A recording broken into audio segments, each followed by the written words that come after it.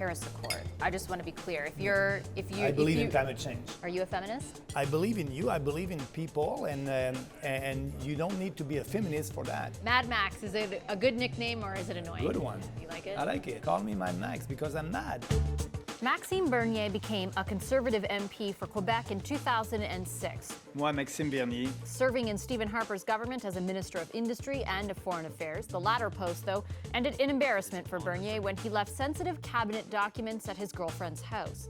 Later, he ran for the leadership of the Conservative Party, losing by just a hair on the very last ballot to Saskatchewan MP Andrew Scheer. I just congratulate Andrew, and I'm ready to work with him. Then, in August, after openly criticizing the party and Scheer and sending out controversial tweets about immigration, Bernier quit the Tories altogether. This party is too intellectually and morally corrupt to be reformed. A month later, Bernier launched his own national political party called the People's Party of Canada. I think we can do better in Canada. We can do better. Just down the street from Parliament Hill is the Metropolitan, or the Met as it's known, a French restaurant that's a favorite with the political crowd. It was Maxime Bernier's pick for our interview, and this is also where he had lunch the day he announced he was launching his own party. Hi, Mr. Bernier. Hello. Thank you for doing this. Thanks I appreciate for the invitation. it. So why did you choose this restaurant? I like it. It's not too far from the hill, and also usually they have good soup here. A little bird told us that you were here the day that you announced the Yes. formation of your own party. Yes, What was yes. that day like for you? Oh, that was a big day. Actually, I was very, very happy, and it's my best time in politics right now. Were you nervous that day? Oh yes, before for sure. Yeah.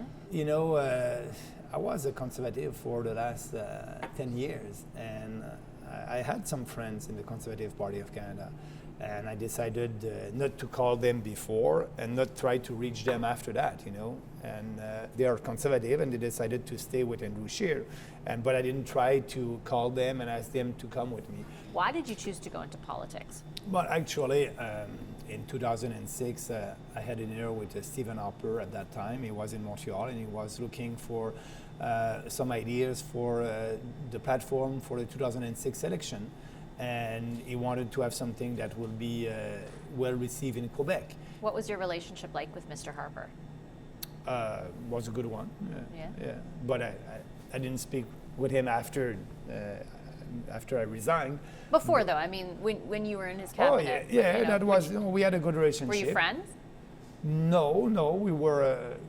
He was my boss, and I respect that. But no, I was not very close to him personally. Was he a good boss? Yes, he was a good boss, and we can argue with him, but you must be ready. You must be prepared, and I was prepared, and so. Do you think if he were still Prime Minister, you would still be a Conservative? I don't know. I cannot answer that because I decided not to resign from the Conservative Party of Canada because it's not the party that I believe in anymore, Was it though when back then? Thank you very much. Yeah, because merci, thank you. Today the soup is potato parmesan, and we also. Thank you. Have you talked to any of them since you left? I know you said you didn't talk to them before, No. but have any of them tried calling No. you or anything? No. Is it awkward in the House of Commons at all? Just on a on a personal I'm basis. speaking a lot with Elizabeth May. More than you were before? Oh my God, yes. But we have an agreement. We won't speak policies. So, Oh, okay. So I won't try to convince her, and she won't try to convince me. And is it awkward at all with your former colleagues? Like, do you? Well, it is. But I'm so busy right now to build that party. I'm in the house. I'm doing what I have to do, and after that, I'm working on the party. Ready to go? I'll just take the soup. I'll take the soup and the fish of the day. What is it? Artichoke. Yeah, I'll have that. Yeah, please. Yeah. Thank you so much. I was there at the Conservative leadership, Yeah. and 12 rounds you were out ahead. Yeah. How hard was that loss to take? Really? At that time, I must admit that my feeling, I was relief. So you say, why? He's not winning with 49% and 51%. That was my first reaction. I said to myself, I was the candidate with big reform, and I didn't have the support of the caucus. Winning with 51-49 for me, it will have been very difficult to manage the caucus. No support in the caucus, a little support in the caucus. And also, I said to myself, you will have to do a lot of compromise. And I don't want to compromise on our principle. And I had big reform. Thank you. So I said, I don't want in this circumstance to be the leader of that party and not being able to deliver what I said during the campaign. I was relieved at that night. But 3 days later, I was mad. Really? Oh yeah, I said, Maxime, what happened? 49%, and that was the other reaction. But after that, I said, I had another reaction. I said, I'm gonna try to push our ideas and speak with our colleagues. And it took me a year, and after that, the leader told me, Maxime, we won't take any of your ideas and for the platform for the next election. So that's why I decided to resign. Thank you very much. Thank you. What do you have in common with Andrew Scheer? If you had to think of something. He's a good guy. I'm a good guy. He's a family man. I have 2 daughters also. On policy side, we don't have a lot of things right now. Maybe the carbon tax. We want to not impose a carbon tax, but I'm going further. I don't believe in the Paris Accord, and he believes in the Paris Accord. So I said that we must get out of that accord and doing other things. Bon appétit. Bon appétit. Merci. Do you have anything in common with Justin Trudeau?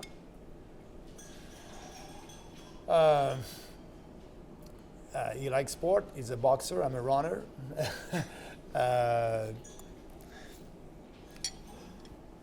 No, I don't think so. You mentioned the Paris Accord. So I just want to be clear. I believe in climate change. No, okay, I want to ask you about that. But first, would you, if you became Prime Minister, and I don't know the logistics perfectly of this, but would you pull Canada out of that accord? Yes, why? I'll be honest. Okay, why? Our emission, it's 1.6% of the global emissions. So we know that. And what the Trudeau government they're doing right now, it's a little bit hypocrite, because all the experts are saying that imposing $20 a ton, you won't stop emission in Canada. You need to impose a tax of $500 a ton. So why signing an agreement when in fact you're putting your action and things that you won't be able to achieve your own goals?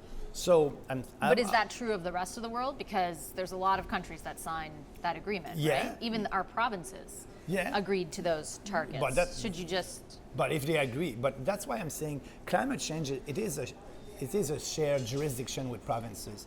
We have a carbon tax in Canada right now. It's the gas tax. We have a tax when you go and you're taking some gas for your car. You're paying maybe around 20-25% of taxes. That's a carbon tax. We have one in Canada. So why imposing another one? And would you have targets to meet? Like, would you want to reduce GHG emissions? I'll let provinces, like you said, provinces, they have some target right now, and I'll let provinces to deal with that. So there wouldn't be a national target. But me, at the federal level, what I'll do, I will have in place the best economic environment for the private sector, less regulation, lower taxes, more competition. The private sector will find solution to that. So you wouldn't set a target federally, we should reduce our emissions by X. Why saying a target if I let the other one to do what they need to do to achieve that target? Just to be clear, you do believe in climate change? I said that publicly. And do you believe that it is that the effects of the man-made portion of it? That's the question. Why do you think that's a question? I have to ask honestly, because there's a lot of science that says that it is. That's the most important question. You're right. So, yes, I believe in climate change, but is it coming all for men or not? I notice that there's 2 points of view. There's one that is a big majority and one that is a small minority. But I'm not a scientist, so I don't want to. But I mean, you're not a historian. Answer that question. But you're not a historian, and you still know there are facts of World War I that you believe, right? Just because you're not a scientist, I mean, if a body of science says this is happening, what's your hesitation to believe it? Honestly. Well, what my hesitation is, Galilei said that our Earth is not flat, and he was the only one to say that at that time. So maybe that minority are right or no, I don't know. I don't want. What the most important is climate change is there and they are doing something. I believe in the humanity and men always find new ways to answer the challenges that we're having in life. And they will do that for climate change for sure.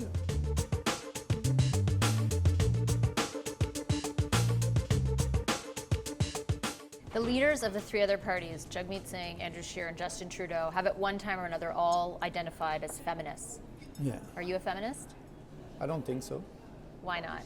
Why not? I want to have programs that will promote people not based on their character and their competence. And yes, as a leader of a party, I want to have more women running, not more because it's the first time, I want to have women running for me, for the party, and we'll try to have that. But I believe in you, I believe in people, and you don't need to be a feminist for that. It's a kind of discrimination for me. Really? So it's a positive discrimination. It's a positive discrimination if you're choosing somebody that doesn't have the competence, but because of it's a young guy or it's a lady or if it's a man, it's a positive discrimination. And I want to push that. I have two daughters. But what is it about the term feminist that you don't like?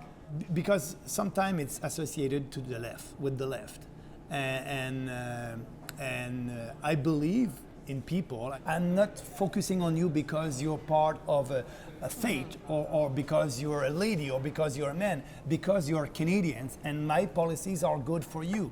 So yes, I want to lower your taxes, I want to do that and do that, but I want to do that for every Canadian. So we don't try, and I don't try as a politician to pander on a different group, ethnic group or faith group or things like that. So that's the big difference between us and the other party. So as far as the new party, I think it was in September you said you'd raised over $100,000 so far. How much have you raised now? Yeah, since the 23rd of August and up to today, we raised $435,000. It's going very well. And you may know that we're not able to issue tax credit. So I'm very, very happy with that. $435,000. Yeah, thank you. And are they mostly, I mean, when it's official, we're able to tell yes. big, small, yes. you know, how would you characterize the type of donations you're small getting? Donation, $5, $10, yes please, $25. It's all small donations with a lot of donors. And I didn't do any fundraising or cocktail fundraising. It's all coming from people. We are sending email to our people and they like what we are doing and they're giving money. Actually, as soon as we'll be approved by Election Canada, and I hope it will be in a couple of weeks from now, maybe 2 weeks from now, I will do a press conference and you'll see my team at that time. But be tuned. Stay tuned. Stay tuned. Yeah. You got Riding Association members to sign an embarrassment pledge, a quote embarrassment pledge. What would qualify as embarrassing to you? Being a person that don't believe in our ideas, don't believe in our platform. I'll give you an example. So for us, we want less immigration. But if we have somebody who does not believe in immigration, anti-immigration, that person is not welcome in our party. So they can't be anti-immigrant. What else can't they be? White supremacists, people like that. We don't want people like that. I was clear. We are building a new culture, and we want to be sure that these people are coming with us for the right reason. 7 weeks in, you know, I think you're building the party. You're doing all of that as you described. It's a lot of work. Mm-hmm. What do you realistically think your shot is? Honest, like as honest as you can be. I know you are. I'm always honest. But really, what do you think can happen in 2019? I hope we can have the balance of power. That would be great. We want to be competitive. We can have a lot of seats in Quebec. We can have some seats in Ontario. I don't know what will be the final result. But if we have the balance of power, that would be great. We'll see what will happen. Twitter or Facebook? Twitter. Do you actually write your tweets? Because I have to say, Yes you're and a no. lot different in real life than you are on Twitter. No, yes and no. It's a teamwork. I will write some of them, they will write some of them, I will approve it, and we have the tweet for the day. So you approve them all. Oh my God, yes, it's me. First thing you do in the morning? Running, but the first thing in the morning, reading the news, Yeah. calling my team, and we decide the tweet or that we'll do during the day, and so that's the first thing in the morning, business-wise. You've been dubbed the Albertan from Quebec. Yes, So sir. Calgary Stampede or Carnival? Calgary Stampede. I'm proud of that. I'm proud to be the Alberta from Quebec. Favorite dairy product? I don't drink dairy. But I like milk chocolate. Chocolate milk. Chocolate okay, milk, there you sorry. go. Running for office or running a marathon? Both. Football or hockey? Because you played football as a teenager, right? Football. Football. Is there And any don't say it. American football. Minister of Industry or Minister of Foreign Affairs? Industry. Industry. Why was it so much better? Because I was successful Minister of Industry and Minister of Foreign Affairs, I was not so successful. Andrew Scheer or Justin Trudeau? You have to None- choose one. You have to do no, Maxime Bernier. No. Okay. Yeah. Mad Max, is it a good nickname or is it annoying? Good one. You like it? I like it. Okay. Yeah, call me Mad Max because I'm mad. I'm mad what the Trudeau government is doing with the huge deficit taxes and the carbon tax. So I'm mad at that. Thank you very much, Mr. Bernier. Thank I you. appreciate you coming today. Thanks a lot, Thank you. sir. That was nice. Thank you.